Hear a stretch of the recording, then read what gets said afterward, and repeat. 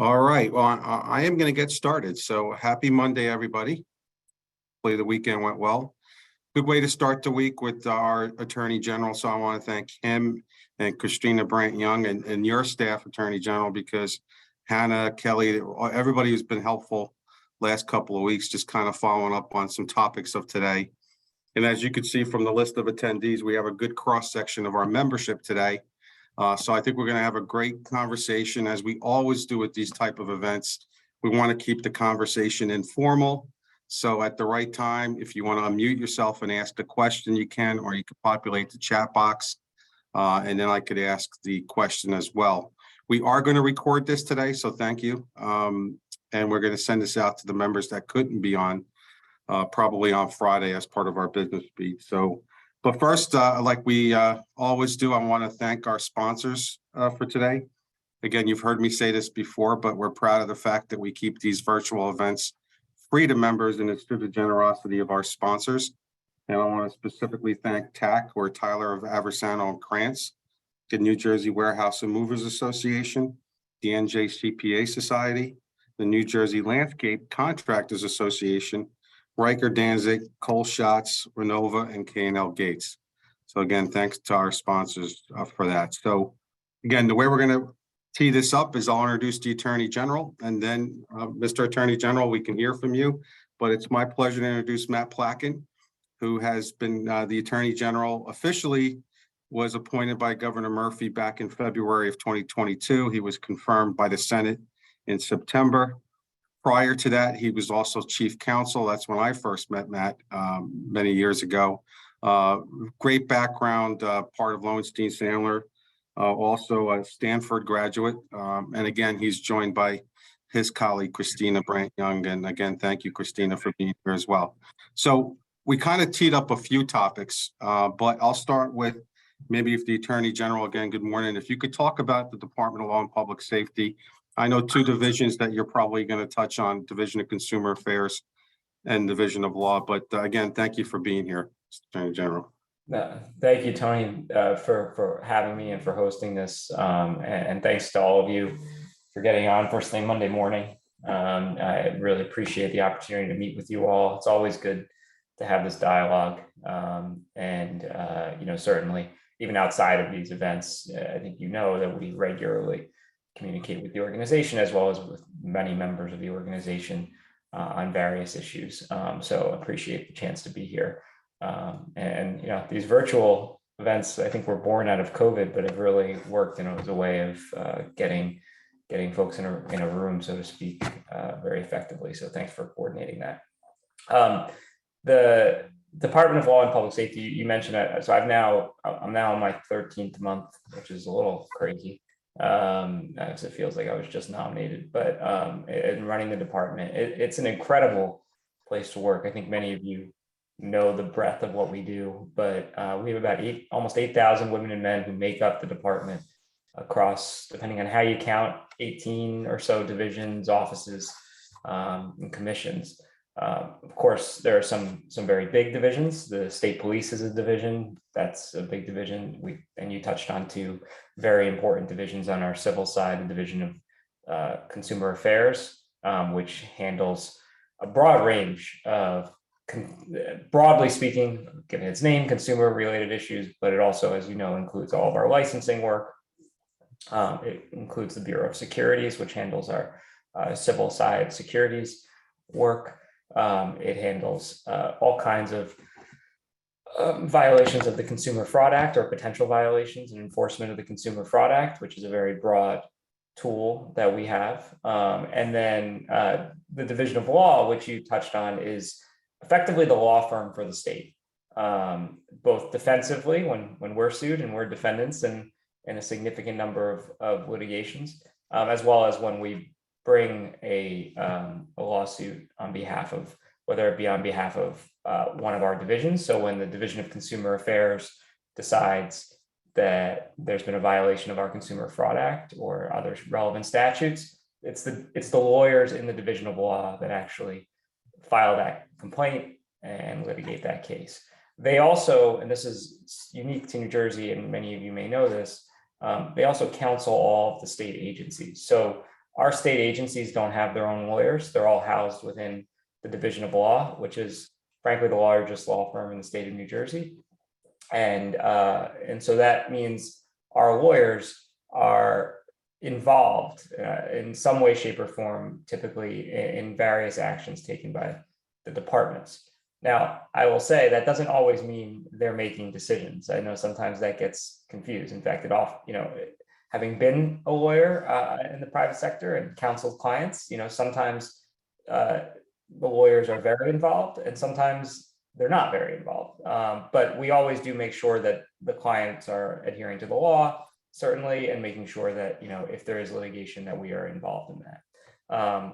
Every now and then we'll bring in outside counsel to supplement the resources we have in the Division of Law. We have about a little over 500 lawyers within the Division of Law. I'd say about 75% of those lawyers handle our what I'll call defensive work and counseling work, whether it be counseling a client agency or defending the state. The rest of the lawyers do our affirmative work, whether that be civil rights or labor or environment, consumer, data privacy. And we do have a significant number of people dedicated now to our Second Amendment litigation. I think everybody has been following that. And I think this does affect the business community, given the changes in concealed carry laws and some of the uncertainty from members of the community. I'm sure both affirmative and defensive gun litigation is a big part of our docket on the civil side now. So, I would imagine those two divisions are probably the ones that are most relevant to your members, Tony, but I could certainly go into obviously we have a whole criminal side of the house, which I think most people hope will never be relevant to you guys. But it is something that we do. And on behalf of all of you, we are the chief law enforcement agency of the state. So, but I'll stop there and maybe we could probably better just to jump into questions, but again, appreciate you having me. Welcome the discussion. Yeah. Thank you for that overview. So let's start with, because again, we have many from the moving industry on the call today. And again, we appreciate our partnership with the New Jersey Warehouse and Movers Association. So, and talking to your staff, Attorney General. So let me kind of set the table for everybody. Back in 2014, if you don't know, there's about 300 plus licensed movers in New Jersey. Spring is coming and summer, it's their busy season. But like many industries, they're getting hurt by unlicensed movers, and this all falls under Division of Consumer Affairs. So in 2014, they embarked on a journey to amend the Public Movers Act. We were successful. We kind of jumped in a little late. But again, a credit to the governor. Governor Murphy signed the legislation in, I guess it was August of 2019. And more or less what it did was increase penalties for unlicensed movers, but also deputize local municipalities because they're the ones on the ground, traveling around. If they see a moving truck, we were hoping, Attorney General, that they would stop and ask for the license and then obviously cite them if they didn't have a license. Now, again, Division of Consumer Affairs, and if you're not familiar with Division of Consumer Affairs, take a look at the boards, the licenses, all the things that they touch on. Clearly impacts business, and their resources are limited in terms of enforcement. So I'll kind of tee it up to maybe Tracy and Bob, but do you want to kind of just give an overview of the concerns that you're seeing from your industry, and then we'll have the Attorney General respond. Absolutely. Thank you. Good morning. I'm the executive director for the New Jersey Warehouse and Movers Association. I've been here 20 years. And before that, I helped with my family moving company that was out of Newark, New Jersey. So our state lacks enforcement when it comes to illegal movers. There's only one investigator in the whole state, which hurts our industry, and it also hurts consumers. The DCA is missing out on revenue. Illegal movers receive warning letters instead of fines. And there's also repeat offenders that are still receiving warning letters and not fines.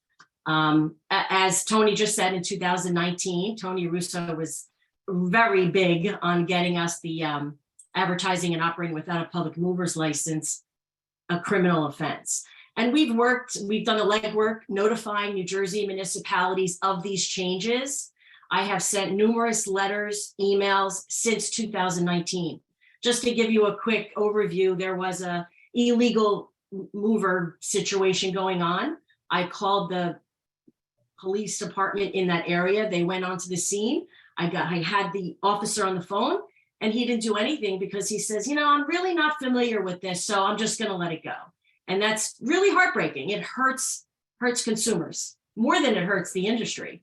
So just to give you an idea, the revenue that the DCA is losing, since the DCA started regulating California, let's say, in July of 2018, just in the first quarter, they issued $173,000 in fines to illegal movers. The New Jersey DCA, they used to do stings. It was called Operation Mother's Addict. The DCA has only done 4 of these stings since 2012. And the last one was in 2018. The total revenue from those citations and civil penalties totaled $283,000. So that's money. That's a lot of money that could be brought in to the division. And the last sting was 2018. I'm constantly forwarding illegal mover information to the division. Just in 2022, I supplied the DCA with 24 illegal movers. We send photos, website information, advertisements, as well as all of our members. Our members send as well. So, do you know if there's any reason that a municipality has not issued summons for any unlicensed advertising or operating without a license? I can't speak for municipalities. I'm not, I have to say, I know police are deputized, or not deputized, police have the authority, local police have the authority to enforce the law, but that's different than the municipality being, as I'm not entirely, I'd have to get more up to speed on what the municipal role is here. But as a general matter, we do, at least, from me, I'm very clear, we enforce the laws. And so if there are issues with that, it may make sense to follow up offline. Christina, we can set something up with DCA. Absolutely. That said, we do, I don't know whose numbers are what. We did have over $75,000 in penalties last year under this law from DCA. Now that you may say that's not enough, but I want to be clear, we are enforcing it. And if we can do more, we'd be happy to set something up offline and make sure that we're getting the proper information and acting on it.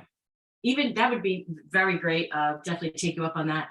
A lot of the other state regulators, they're constantly doing PSA videos, warning consumers of using illegal operators. I've been asking for so many years for the DCA to do something like this. So, maybe that's something you could also push to the division. I think that's a great idea. We do that in a variety of contexts for our consumer alerts, and we can certainly work with you on making sure we're getting that message out. Okay, perfect. And I also know we have a few members that are really going, and I see them that they're on the call. There's other companies that are using the same name or similar name, using their contact information and performing moves, and their businesses are hurting right now. There's lawsuits going on against these legitimate movers. I know one of them, the FBI is involved. I don't know if any of them want to unmute and talk about your situation. It's really hurting businesses. Or any other movers that want to unmute? I'd love to share my perspective if that's okay. Sure, go ahead. My name is Jason Washburn. I'm with 2 Men and a Truck. I'd say for probably the past 4 to 6 months, we've been dealing with one person in particular that has just been putting over a dozen consumers through terrifying experiences. I actually just walked in this morning to an email from another consumer that was victim to this same fraud.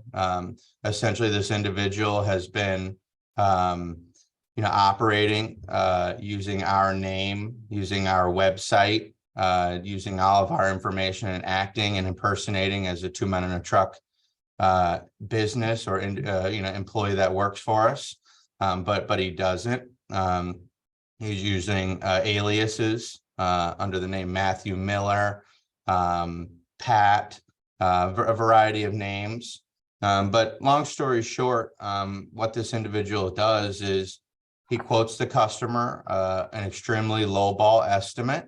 In this particular case, he quoted this customer $320 for everything. And then what he does is he goes and he loads the items onto the vehicle.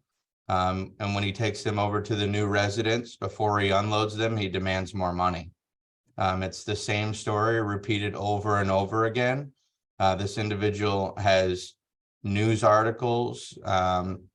These date back years. And he's been doing this, over and over again. And I can only imagine that it's because, he doesn't fear a retribution or, suffer any consequence. But, like Tracy said, it obviously has a huge negative impact on our business and our reputation, which, we work really hard, to maintain and, provide a reputable service to our consumers. We've been battling these online reviews, constantly responding to them, trying to support, these consumers that have experienced this, and give them avenues and directions that they can go and try to help them, whenever they necessarily haven't actually received the service, but maybe we're almost about to receive it, and try to inform them. But at the end of the day, they're the ones that are ultimately, suffering here. As a business, right? We take lumps all the time, right? And take things on the chin. But as a consumer, to think that you were going to spend $400 or $500 on the move, which isn't realistic to begin with, but then to be demanded more money before you can even see your items. I mean, that's just something that we definitely have to try to address as best as we possibly can. Yeah, thank you, Jason. Yeah, I know.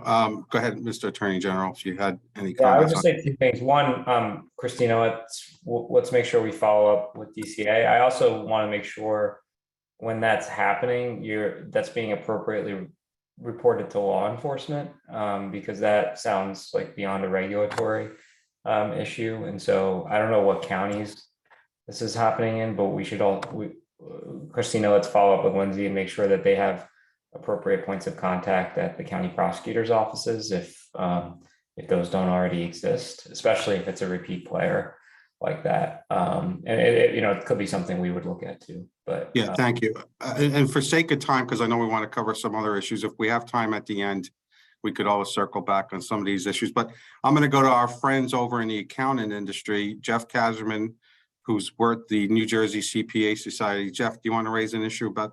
I can't believe we're able to get accountants on call in March. I mean, that seems like they might be. Well, he's not one. He's not. Well, Matt, I'm not Okay, one. all right. I'm their government relations person. Well, I'm sure they're all very busy right now. Yes, and I'm happy not to be a CPA right now. So as you probably know, many of the professional boards that are regulated by the Division of Consumer Affairs are very much understaffed. And we believe this would be greatly alleviated if the funds that are raised by these boards through licensing fees, disciplinary fees, etc., if those funds went directly to the boards, back to the boards. Instead, state budgets often redirect significant portions of that money to the general fund. Would the administration or you or some agency in the administration support legislation to create a requirement that those funds go back to the boards or to the division? If not, why not? I mean, it seems to be a pretty necessary thing, and also just common sense. So this has been a big problem for 20, 30 years that I've been here. Yeah. Let me say a couple of things. At the outset, we oversee 51 professional licensing boards. About 750,000 people are licensed by our department. I take that extremely seriously. I am a licensed professional. I know what that means to ensure that your license is timely updated and how important that is. And that's everything from, yes, CPAs to psychologists, social workers, nurses, doctors, cosmetologists, hairdressers. We license a broad range, as I'm sure most of you know, a broad range of professionals.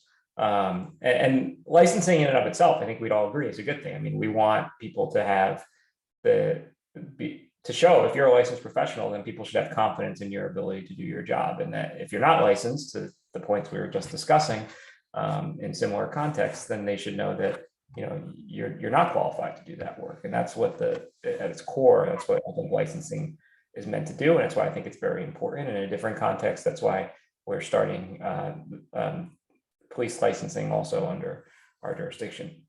There has been, when I took office, there was a significant, as I'm sure many of you know, backlog, both in licensing as well as in enforcement actions, depending on which board we're talking about, disciplinary actions, delays, et cetera. I should tell you, I have represented people in private practice going through the disciplinary process.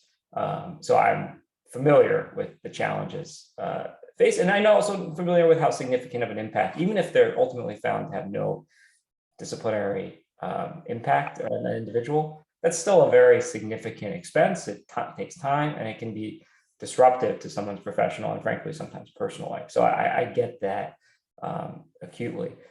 We have invested in ensuring the boards can move more quickly. Look, some of this, like so many other things, was COVID related, but it of course was not, as you said, Jeff, not entirely a new phenomenon. So it can't be entirely blamed on COVID, though I do think COVID, like so many other things, exacerbated the problem.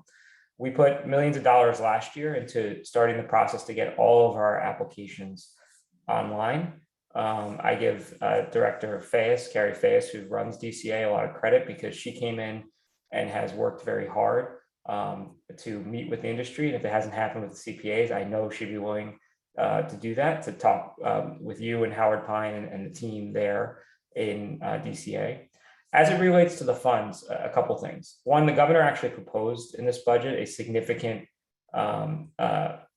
reduction, so to speak, in the amount of funds that come out of the boards and go into the general fund. I don't have the exact numbers, but I think it was like in the $30 million range, which is by far the biggest that's ever happened. And those monies will go to ensuring that the boards are properly staffed. We have increased staffing at the boards. I will say staffing is a challenge across state government right now, but particularly in the licensing boards. And so if there are candidates, as we're constantly posting for these positions, this is not just true for your industry, but for all industries, push people to apply and help us. We'd also be happy to sit down and talk to you about our recruitment efforts and how that's going. But we have increased staffing. The funds will allow us to ensure that we're adequately staffed. And it will also, as I said, allow us to continue to implement the not just online applications, but I think as many of you know, for many boards, the initial application was online, and then all the subsequent steps were still paper process, which is just not 21st century. So we are implementing an online application process for all 51 boards. I'll leave it. I can't comment on legislation, so I'll leave that to the governor and the legislature. But for what we control and what the governor has proposed, I do think we're moving in the direction that you like, and we'd be happy, as I said, to talk offline in more detail. Yeah, thank you, Attorney General. Thanks, Jeff. Let's pivot to a couple of environmental topics, and right behind the movers that are on the call.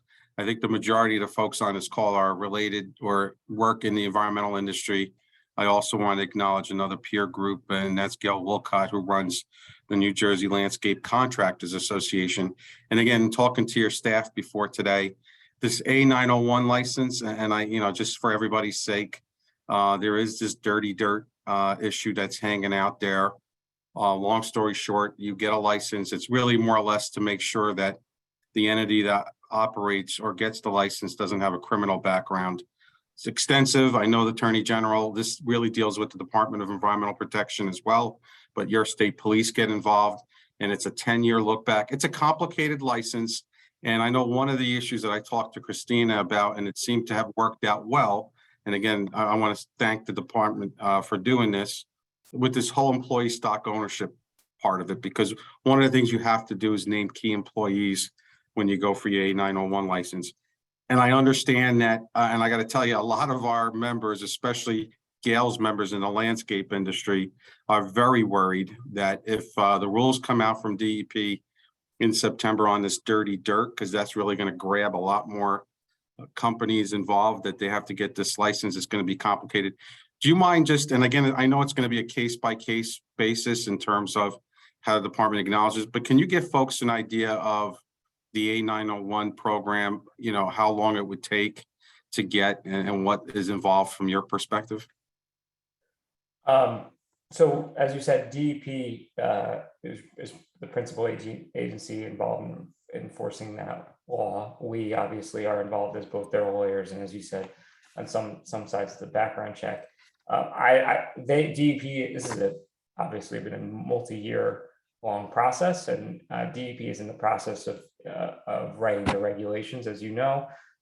When those become effective, I can't speak to, because that's really for them, but I think, you know, there's still some ways away. And obviously the licensing requirement is tied, excuse me, to when the regulations go final. So there's some time there.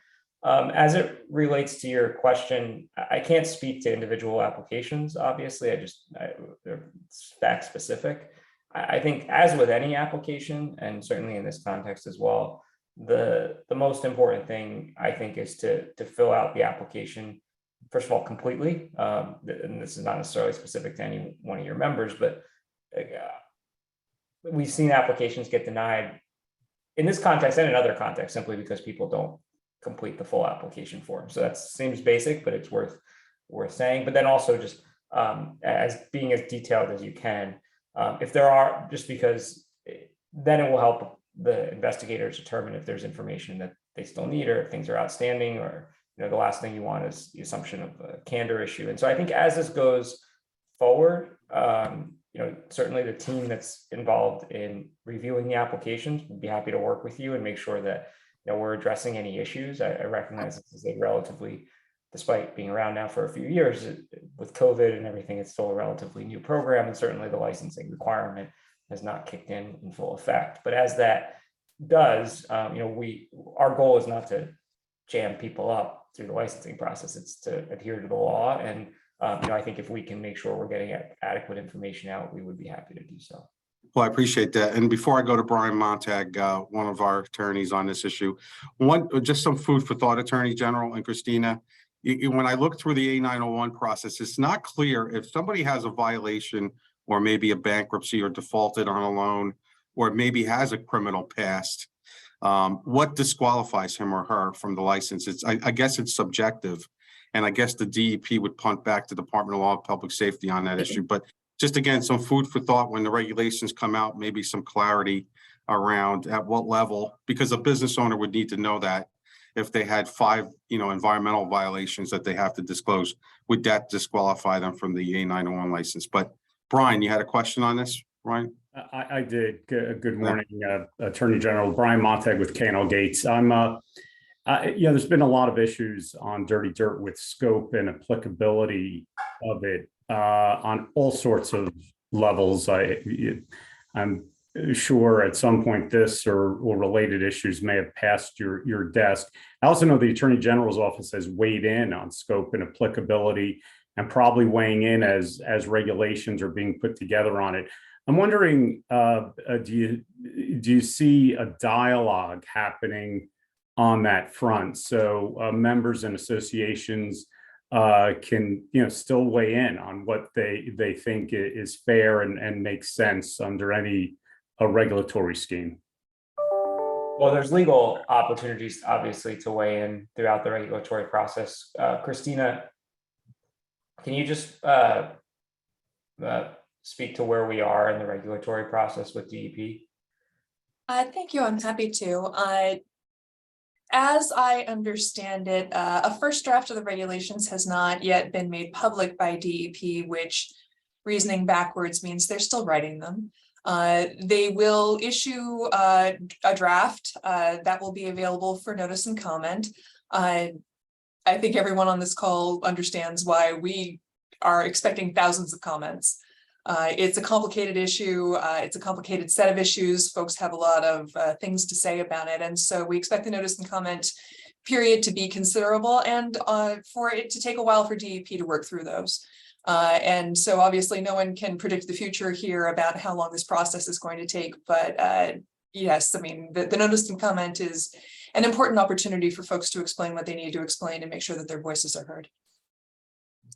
Thank you. Any other questions on A91 before we go on to NRD? Tony, it's George. Go ahead, George. Good morning, General, and thank you very much for doing this today. I don't recall really any of your predecessors making themselves available this way for people to take pot shots at. So I think we all. Well, if I get to look at the background of islands, I mean, I would have been here sooner. Yeah. I had just a comment on the 901 question, which I would urge the Department of Law and excuse me, the Division of Law and the Department of Environmental Protection to consider before even a proposal gets out. Is the resource commitment necessary to implement the rules? For years, the 901 program has been a real slowdown once an application's in, even without all the new customers you're going to have. And so I would really urge that you take a hard look at how long it's going to take to get through the process before the rules come out. And in that same vein, recently, at least in the site remediation area, DEP has announced that they will not be sharing draft rules in the stakeholder process, which I think goes against Governor Murphy's executive orders, which talks about a robust stakeholder process. So I'd urge you to look into that too, especially with respect to the 901 rules. Thank you. Thank you, George. I'm getting a few chats here, which is good. A couple of just general comments, I guess, to Christina and to the Attorney General. Are you actively working with the department on the rules themselves, or are you waiting to see what they're coming out with before you weigh in? Can I just ask a question? Can you guys still see me? Both my screen? Yeah. Yes. Okay. Yeah. It must just be a technology issue on mine. Yeah, look, I think you'll, especially the lawyers in this call, will appreciate. We have client relationships, so I can't really speak to what we're asked for counsel on and what we're not. But generally speaking, we range from reviewing for form, meaning legal sufficiency of the regulations, to occasionally being asked for more detailed input. But the primary agency responsible for working on the regs and setting the policy direction would be the agency issuing the regulations, and that in this case would be DEP. All right, thank you. I guess I'm going to ask Tom Uzzo to just speak. Tom from Whitestone Associates, do you want to weigh in? Yeah, thanks, Tony. And this is for the AG, just to kind of, fill in where some of these companies have been. I'm the president and CEO of Whitestone Associates. We're an environmental and geotechnical engineering firm based in New Jersey. We have a staff of, I think, 9 LSRPs on site. And, we've been tracking this A901 process really since it first came out several years ago. And there've been a couple of deadlines that have been pushed because of COVID and other delays. But we have actually gone to your office with legal counsel to seek it specific to our situation as a 100% employee-owned company. Who would have to apply, who would have to go through the background check. And the initial responses we've gotten back is that since all employees are technically owners, that all 100 employees may have to go through this process, which is, is absurd and not only is obviously very costly and time consuming, it's a burden on the people that are reviewing these applications. And I've got maybe 5 or 6 people that would ever be involved with handling dirty dirt within the organization, all of whom are already licensed as LSRPs by DEP. Again, the cost, the time frame, even just what we spent so far just in legal representation to get to this point, and for our lawyers to have a couple of meetings with folks on your staff and to get kind of not definitive answers, but answers leaning toward you may have to have all 100 employees go through this process. It really doesn't seem like it strikes to the core of what this legislation is looking to accomplish. And again, the duplicity of already having licensed individuals that are making the call to move this kind of material and to deal with it in a site remediation scenario, and then adding another layer of bureaucracy, regulation, licensing, fees, attorney's fees, everything else on top of it. It doesn't seem to be really, it doesn't seem like that's really going to serve the state and really do a lot of good. It's frustrating. Tom, I think we may have lost the Attorney General, but Christina is still here. And maybe he'll out back in, right, Christina? That's correct. I'm so sorry. As happens with all of us, sometimes the Attorney General's computer just crashed, and so he is in the process of logging back in. Well, at least my soliloquy was recorded, so. Yes.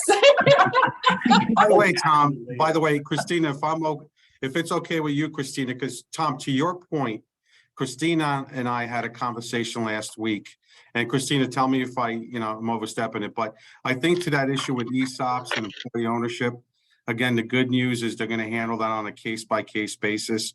And one of our members went through it, and it was some good news. I think, again, some rational, direction was applied here, and I think it worked out for our member. Now, again, Christina, am I allowed to just say that it's going to be handled on a case-by-case basis? But again, one of our members actually came out okay because of that issue. Thank you, Tony. I think that's totally fair. This is totally it's very, very fact specific who an owner, operator, or key employee is of a business. And I've put in the chat a way to contact the folks at the Division of Law who can help to answer questions about this. Again, I would imagine without having a completed application present, it could be very difficult to answer questions in the abstract because these questions are so very fact specific and individual to every business. But we are aware that it is an issue, and we know that you all care about it for very good reasons. And the folks behind the email address and the phone number that I've put in the chat are there to help. Yeah, we've gone well beyond that step. And like I said, we've retained Riker Danzig. They're representing us. They've met with on a couple of occasions with some folks in your office. We're not getting that feedback that you're portraying here as necessarily how this is going to go. We are compliant to the point that we need to be at this point where we're registered with the state. We did the first, the first submittal on behalf of the company several years ago before the deadline. But now we're staring down, a clock that's going to start ticking once DEP actually issues their regulations. So I think and again, it's not just the employee ownership aspect of it, but also the just the overall, which I know is more of a DEP issue with the LSRPs versus A901, but it kind of all goes together. Yeah, I guess so. Tom, I guess we could have a follow-up on that with Christina, and I see that the Attorney General is back, which is great. My computer just totally died, so I'm on my phone. I hope you can all hear me. Yes, and we could see you too. Okay. So, Tom, is there anything else? I have one, Tony, just in Go ahead. general, and it may be too premature to ask this yet, but what are the expectations if everybody in these companies does have to go through a background check and somebody doesn't pass it? We don't know what the criteria are for passing. Do we lose our license? Do we have to terminate the employee? We kind of need to have some guidance and strategic planning. And then you've got this whole public policy issue. Somebody's being sued for maybe wrongful termination, demotion. Do we just stop operating because we found out that somebody's brother 3 generations ago was related to the Gotti crime family? It's a really big business gap, particularly for those of us in the construction field, that a lot of times we're hiring and promoting, people that maybe from underserved communities, trying to be proactive with military and environmental, just overall justice issues. And those are the people that, they're maybe project managers, but they have that manager title that may have to go through that background check. And we don't know what their background is because we don't have to do that. And you can't do the check the box thing anymore. And for business planning purposes, are we just closing our doors the next day because somebody didn't pass?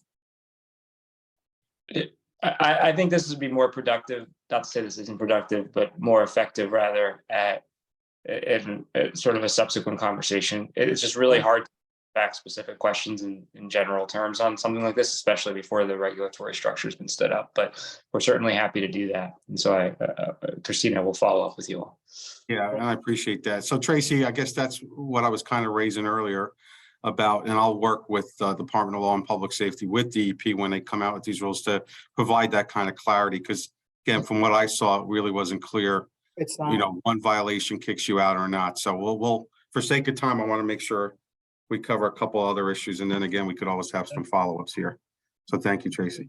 So Hey, another Tony. big one. Yes. Tony, Jack Lennox with Renova Environmental. We're the company you were referring to that the ESOP with the ESOP program that recently got through. And I just want to say, you know, our stance on this is a really important process, and we want to thank CIANJ for the general guidance on making the right steps to get our license through. Yeah, I appreciate that, Jack. And that's why, for sake of time, I'll certainly circle back, just reach out to me and we can kind of work the ESOP because I'm still getting some private chats my way. But let me tee up another big one, Attorney General Christina, and that's natural resource damages. And again, it's such a hot topic that, you know, New Jersey is probably one of the few states that actually pursues these kind of claims. And again, you can't speak to specific cases, but if you're watching the news or listening, you know, Tom's River is in the news with the Ciba-Geigy issue. And again, for folks that maybe don't really appreciate or can't appreciate what NRD is, you got to bifurcate it out from cleanups and remediation. I guess my question to the Attorney General and Christina, you know, what's your advice to any of these responsible parties, licensed professionals? I know when I was speaking to one on Saturday about how they put it in their response action outcome to say, by the way, you're going to get your final determination here. Go ahead and develop the property, but realize that there is an NRD issue that could come back. And I guess the statute of limitations gets renewed or gets extended. But is there any just general policy points you could raise, Attorney General, on NRD? Sure. So NRDs are, look, and I recognize we may not always see eye to eye on all these issues. NRDs are a very important part of what we do in the Department of Law and Public Safety. I would disagree slightly, Tony. I don't think we're one of the few who brings these types of cases. I think there's a lot of states in the country that pursue these types of cases. We do have really strong environmental protection laws in the state of New Jersey, and the common law is also very strong as it relates to natural resource damages. And we seek them. And that's because New Jersey is arguably the state that has been most environmentally degraded in the country. We have more Superfund sites than any other state in the country, and it's principally harmed communities that are underserved, communities of color, first non-native English speaking communities. When you look at where the harms have fallen, those are just facts, not particular to any particular company, but it is, our office is tasked with protecting the public trust and ensuring that our environment is protected. And there's a long history in the state of those types of cases being filed. Now, if you want advice, I think the advice is very simple. It's always easier and cheaper to fix these issues on the front end than to hope you don't get caught and then get caught and ultimately pay significant penalties. Because I think, as you know, and I'm sure many members of the industry knows, that damages we can seek for NRDs is not just the cost of remediation. That is something we can seek. It's actually, we can seek you to go back and pay the damages to get back, effectively get the land back to where it was before the pollution was caused. And we've had cases that where the pollution goes back decades. So I think the last thing anybody really wants is an NRD complaint. That's certainly the last thing we want to do. I can say that. I'm not looking to litigate these cases. They're time consuming. They are expensive all around, and it delays the remediation sometimes years for the community that desperately needs it. And so we look at litigation as a last resort, but we look at litigation as something that we often and will have to do if we're unable to secure remediation through any other means. And we've had cases where there have been criminal complaints filed and the company still does not remediate the property. And so the only option we have, frankly, at that point, is to have a judicially managed process. So I would say the most important thing is if you think you may have an environmental issue, to bring on the appropriate experts on the front end, figure out what you need to do, and then approach DEP and work with them on a resolution, an administrative resolution like that. Well, you may say, well, why would I do that? Because if you don't, and somebody makes noise about it and we start looking at it, the penalties can be very significant. So, and at that point, it's much more difficult to find a collaborative solution than if you're proactive about it. Yeah, I appreciate that, Attorney General. Dennis, you have your hand up, Dennis Toft. Thanks, Tony. Good morning, General. Good to see you. Morning. Picking up on your theme, one of the problems we see is it's oftentimes difficult to get the settlement process started with DEP and with some of the folks in your office when we look to resolve either NRD liabilities or other liabilities. Frankly, at times it's frustratingly difficult to pay money to the state of New Jersey. I'm wondering if there's a process or some way the settlement approach could be streamlined between your staff and the DEP so that folks who really do want to resolve their liabilities have a clearer path to do so. Are you referring to after a complaint's been filed or No, pre-filing? Pre-filing a complaint where people want to resolve their liabilities. Yeah. I think it's worth a conversation if that's the reaction you're getting. It's probably offline. It's probably, and it may be case specific, but it's probably something we'd have to work with DEP on. And I have heard that, and I know that is a concern. But I would say from my perspective, and Christina, maybe we can follow up and facilitate a conversation with DEP here. It is much better for the state, for the residents, if we can resolve these cases before they go to litigation. I mean, I don't care about getting headlines out of these cases. That's not what we're trying to do. We're trying to get harms fixed for the communities. And I've seen cases many times where companies have come forward, we've been able to achieve good results for the people collaboratively and I think much more cost effectively. So Christina, maybe we can follow up, put this on the list of things that I'd like to follow up with and see how we can facilitate a conversation with DEP. Thank you. Be happy to support it anytime, General. Thank you. Thanks, Dennis. Thank you, Dennis. We have a few minutes left here. Real quick, Bob, I know Bob Russo, did you have just one issue back to the moving that you wanted to raise to the Attorney General? Yeah, yes, I do. Thank you. Basically, I wanted to raise an issue on what the impact of these rogue mover scams is having.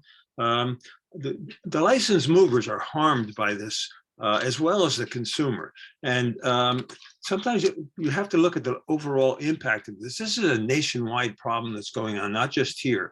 And as Tracy had pointed out, many states are going through the exact same thing, trying to get them to do something. But there's a lot of consumers, they don't actually report this. They get intimidated. Once they, like Jason was saying before, they hold their goods on hostage. The consumer already knows they've been had, they got to pay the money, and they don't want to go through the legal process. So you don't even get all of the complaints that come through. So the licensed movers have lost work on that, okay? Now, that means that their employees have lost work too. So the state is now out of the taxes on the employees' wages. Their wages are down, the taxes are down, the employees and the movers are hurting. And I just can't emphasize this enough, the harm that is being done on this here. I ran my own company for many years, and I had the same issues that Jason was discussing. I'm not going to get into all that because that's another issue, but it goes on day after day after day, and we really need this enforcement. So my question is basically the DCA has the power to enforce the Public Movers Act. And the new amendments that were made to it from the legislation that we got passed gives them that authority. We actually lowered the penalties so that we could get this into municipal courts. And by doing that, we thought this would work. We met with DCA and they had agreed that this should help, but I don't see them using this. So instead of, like Tracy had said, don't send them warning notices, send them a summons. And at the very minimum, can't DCA to contact a enforcement in that jurisdiction? Let's say there's a violation going down in Atlantic County. It contacts any official can issue a summons, such as the DCA can. Get these people. Yeah, no, I want just the Attorney General to respond, Bob. I'm sorry. Thank you. Thanks. Yeah, I think, as I said before, and appreciate your everything you're saying, and I know how significant this can be on your business. And frankly, like just hearing the stories about the consumers, it gives me concern both for their property as well as for potentially for their safety. So we will be following up, as I said, and I want to also make sure, you're absolutely right. This is not an uncommon thing where consumer complaints may not always be realistic because people have other things to do. Sometimes there's time, work, language barriers, any number of reasons why a consumer might not pursue a complaint. But the industry clearly has the appropriate motivation and probably all the relevant information.